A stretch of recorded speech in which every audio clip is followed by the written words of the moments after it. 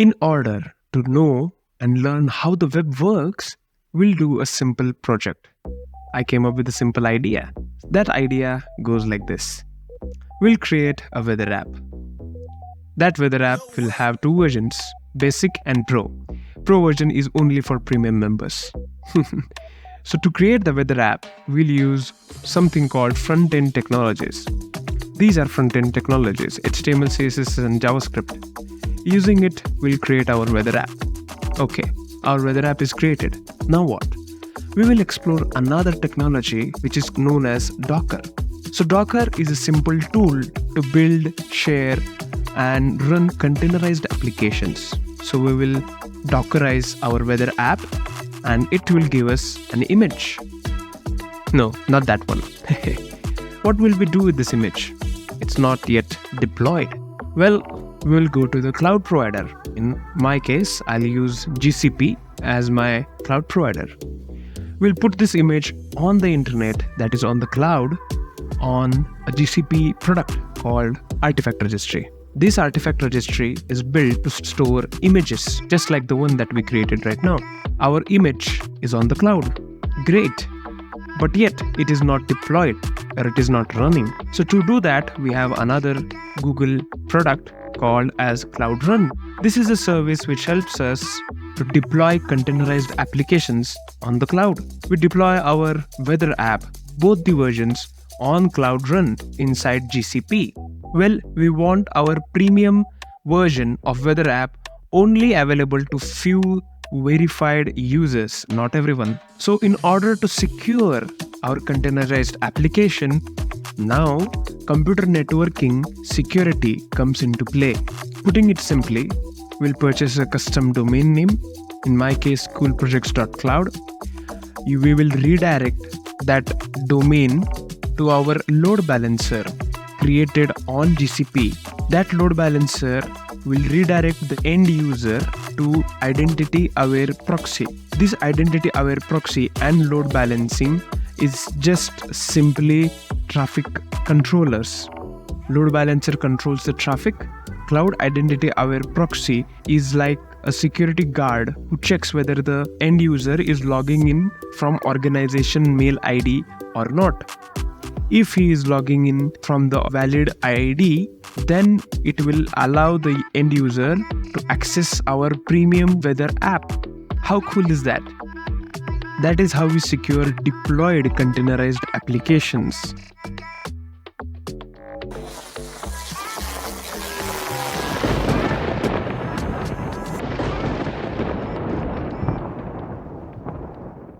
Let's dive deeper, keeping it simple. Namaskar, I am Malhar. In my journey towards getting skilled in AI/ML, knowing how the web works is very crucial. Being a seeker, I am always fascinated to opt for a top-down approach of learning anything new. That is, do a project, face new obstacles, bang your head against the wall, try to solve those obstacles and learn new stuff. That is my way of learning and doing things. So following that approach, we will see in the rest of the video why this project. Then we'll see how I included all of these technologies into one single project. Then we'll look into what is web and how does it work. Let's go. The inspiration to do this project came out of my college course project. We had a subject called Computer Network Security. Then I thought, how can I do a project which is real time, which is relevant to outside world and not do something which is 1,000 years old. So I naturally went to cloud. Right now in the outside world, securing cloud products or securing something which is there on the cloud has become a job role in itself. So famous quote I heard was, most importantly, security just isn't a step. Security should be at every single aspect that you do of your programming journey. So I opted for securing cloud. So in order to do something on the cloud, I need an application, that is a project. Now, another subject I had in my college, that was web development. So naturally, I thought we'll create a simple application, very simple application, and then we'll deploy it on the cloud. So I get to know how an application is built using these front-end technologies. That comes under web development aspect. And then the deployment aspect will let me know the DevOps and the security section on the cloud, that is going serverless. Now, I don't know how to build an application in HTML, CSS, and JavaScript. I saw this famous problem that engineers, developers used to face was, this works on my machine, or it works on my machine issue. Out of this famous problem, Docker was invented. Then I thought, okay, let's also use Docker. So after exploring and reading about Docker, I got to know that Docker is able to containerize an application, isolate it from the developer's local laptop. That means the person who is creating that application can containerize it, and then anybody can run that application without knowing all the intricacies and dependencies of that application. I thought that this is very cool, and it also supported my lack of knowledge in developing web apps. One of my friend, Sandesh, was into web development at that time. Now I found a really good opportunity, and I asked him to develop a simple weather app. Hence you see Weather App by Sandesh. All of the weather app, both basic and premium version, is created by Sandesh.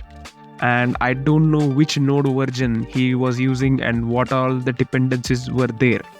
Now comes the Docker part. So Docker was used to containerize that application, and then I used it to deploy. But that was the central idea behind choosing Docker, and that is how I composed this entire project of using front end as a React.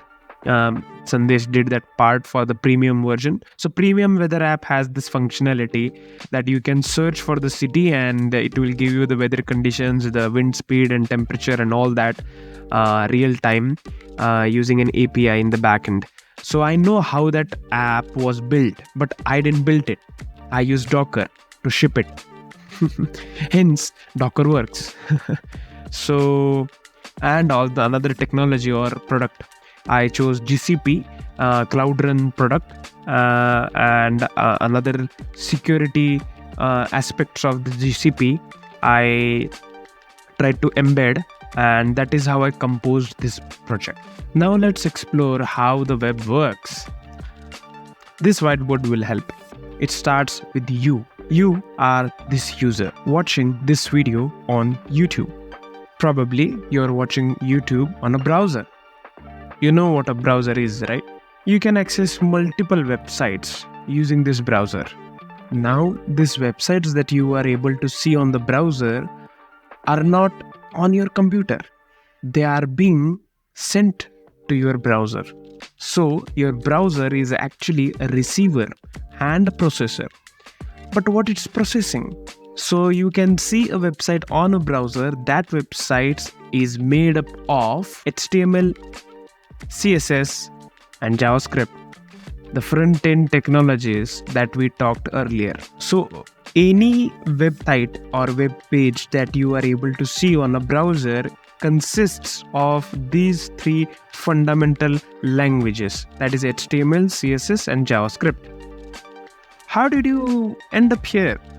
Well, you used a uniform resource locator to get here. URL, that is youtube.com in this case. So whatever you type in the search engine of the browser, you type in the URL. In our case, youtube.com. Where does that youtube.com lead to? Well, it goes as a request to your DNS server. What is DNS server? DNS server means domain name server. That means It is just a dictionary consisting of a key value pair. Key being the URL that you typed in, for example, youtube.com or google.com, and value being the IP address, that is Internet Protocol address. Every computer on a network has a unique IP address. Where does this IP lead us to? Well, to a computer. That is a server. Now this server has a database connected to it. Ever wondered how does YouTube stores all these videos? Well, they have their own database system to do that. Well, all right. You search youtube.com, you clicked on a video. Now, how does you get that video? So, remember earlier that you requested for a particular URL? Well, when you click a video, you are requesting for that particular video through that URL, and it goes as a request to the server, and that server, using the database, responds back to you. Well, how does it respond? Yep, you guessed it right. It responds in HTML, CSS and JavaScript code. That means its response is that website that you are able to view right now on whatever device you are. To put the complete loop in one single sentence, you request for a video, you request for a source, you request for a website. That request goes through the DNS to the specific server. Server uses database and processes your request and give back a response in form of HTML, CSS and JavaScript code. Well, there are many libraries which helps us to simplify this whole process, and this is not exactly how it happens, but you get the idea how the web works from this entire loop, and then you are able to see the website that you are seeing right now. Isn't it fantastic? It blew my mind. One more thing to note here is there are variety of requests that we make through our browser. It may be an HTTP request, which is not secure. It may be an HTTPS, which is that S stands for secure. That is Hypertext Transfer Protocol. And it may be a JSON request, that is JavaScript Object Notation. It is another form of data request or a data packet. Server is responsible for computing and processing whatever we see right now, which is just a computer which is on 24/7. There is database which is responsible to store the data that is being generated in this transaction. There is UI, that is the website that is also being generated by the server according to our requests and our needs and being sent to us in the form of code. That code is being processed on our browser, and that is what our browser processes. Yes, our browser is responsible to let us view the website the way it is right now. When you hear website, web app or UI, it all comes under front end. That is front end technologies. You might have heard this word many times. So remember, website, web app and UI, it all comes under front end. And computing, server, database, processing, it all comes under backend. I forgot to add few more words here, but you might have heard deployment or hosting, web hosting. It all comes under backend. And there are some middlemen to let these two ends communicate with each other. That is API and requests. API means Application Programming Interface. And requests, as we discussed earlier, there are variety of requests that are responsible to make communication between front-end and back-end technologies possible. And combining all of this front-end, back-end and this middleware or APIs and requests, we get a full stack application. Now you can say you know how web works in a nutshell.